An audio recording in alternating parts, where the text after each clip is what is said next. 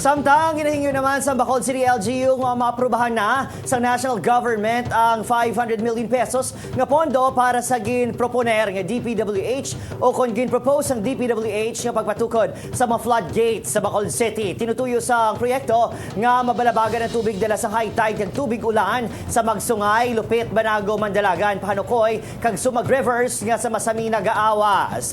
Magluwas sa floodgates mga puso pahamtangan man sang pumping stations ang mga proyekto agod mag-drain sang tubig ilabi na kun high tide. Santo sa pagtuon kag report sa grupo sa Japanese observers ang pagpatukod sa floodgate sa mga mayor nga suba sa Bacolod ang ginatanaw solusyon sa baha.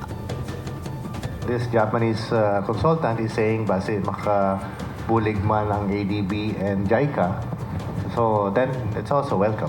Ang 500 million is really just a construction sa mga floodgates sa 5 ka rivers na. Right? So eventually we will do some embankment, we will do some upgrading sa ato nga mga rivers, mga outflows. But subong, we have now the capacity once we have the floodgates nga ang mag high tide hindi iya magsulod ang tubig kag milapot sa aton.